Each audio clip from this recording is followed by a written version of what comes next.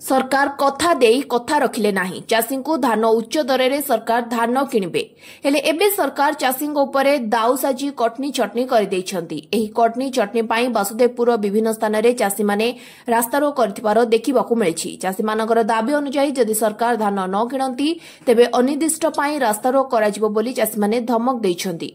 प्रति सोसाइटी रे धान 10 रु 11% कटा जाउछि। चाषी भी जदि सरकारक नियम अनुसार एफएक्यू मानर धान दिए सेमानकर 10% धान कटा जाउछि। एही कटनी छटनी स्थानीय मिलर एवं सोसाइटी कर्मचारी मिली भगत रे एपरी कटनी छटनी हेउछि बोली चाषी अभियोग करिसेंती। एही अवसर रे जामुजाड़ी धामरा रास्तार विदेईपुर छक और नरसिंहपुर छक सहित पढ़ुआ मंदारी रास्तार इरम और भद्रक वासुदेवपुर रास्तार एड़ाताल छकठारे रास्ता उपरे धान बस्ता रखी चाषी हो हल्ला करथिले। जेते पर्यंत चाषी कथा न शुणी सेते पर्यंत एही रास्तारोक चलिबो बोली चाषी कहिथिले। एही रास्तारोक फल यात्री माने नाही नथिबा हैरान हरकत हेउथिबा देखिबाकू मिलिछि। सुभाष चंद्र संधिविग्रह सरपंच आरतुंग ग्राम पंचायत वासुदेवपुर ब्लॉक भद्रक जिला। वर्तमान ये जो चाषी माने आंदोलन रे बसिचंती रास्ता रोक करचंती जो मिलर आ सरकारंकर मनोमुखी भाव रे जो धानर कटनी करा जाउछि ताकू विरोध करी आज चाषी माने राजरास्ता को ओह्लैचंती। ये सरकार कहिथिले जे माने एफएक्यू मानर धान निया जिबा कोनोसी 1% कटनी करा जिवो नाही, किंतु वर्तमान मनोमुखी भाव रे मिलर आ सरकार मिलित भाव रे मिसी करी एकू 10% पर्यंत धान को कटनी करुछंती। जा फल रे कि चाषी माने अतिष्ट होई आज राजरास्ता को ओह्लैचंती आ चाषी माने धान देई पारुनांती, जा फल रे कि विभिन्न असुविधार सम्मुखीन हेउचंती चाषी माने। टोकन तो कार केमिति थिला से तो पर्टिकुलर टोकन कथा कहि हबनी। टोकन सब लाप्स होवा को बसिलानी। टोकन अवधि गोटे मास थाए से मासे पूरीवा को बसिलानी बहु चाषींकर, जा फल कि चाषी माने जो कटनी को विरोध करचंती। जड़े चाषी जदि क्विंटाल धान दब से क्विंटाल 11 किलो धान देले जाइकी से होउची क्विंटाल रे पैसा पाइबो। ताकू जो मनोमुखी भाव रे मन इच्छा जबरदस्ती भाव रे चाषी मानक ठारू कटनी करा जाउची।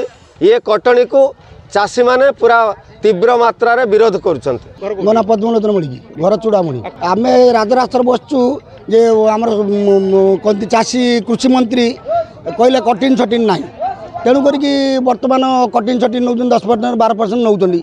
आगरू 3% 4% नियंती।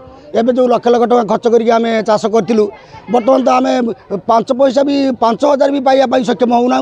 तेणु करी आम धानटा केमिति बिक्री होबो न होबो ये माने मनमुखी मिलर माने शासन करिकी आमको शोषण कला आरम्भ करछंती। जे तेणु करिकी आमे असहाय होइकरी आमे राजरास्ता को आज उलेइचु जे रास्ता रोक करछु। आ तेणु करी आपण जदि आम कथा बुझिबे न बुझिले आमको सुरक्षित माने आम जिनस केमिति बिक्री होबो आम 2 पैसा केमिति लाभ पाइबु। तेणु करी सही व्यवस्था करंतु सरकार। आ तेणुक आम असहाय हो बर्तमान गरीब लोक आम खावाई पिंधा न पाई आम चाषर खर्च करके परिश्रम करूँ।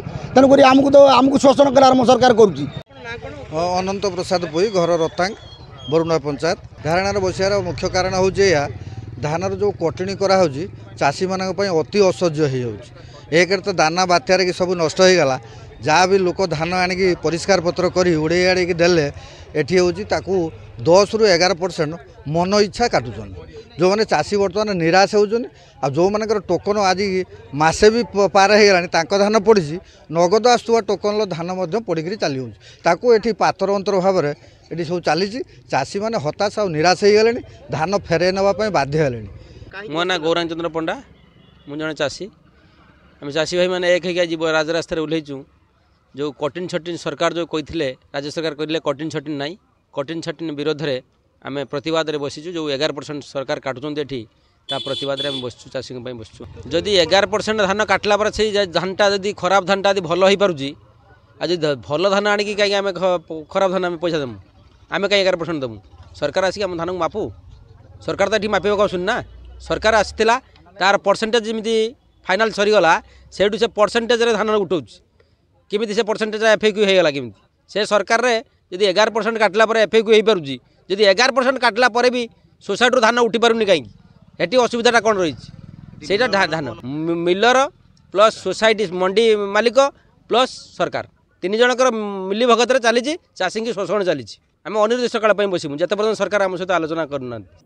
वसुदेवपुर मधुस्मिता पल्लाईଙ୍କ रिपोर्ट स्वतंत्र ओडिशा लाइव।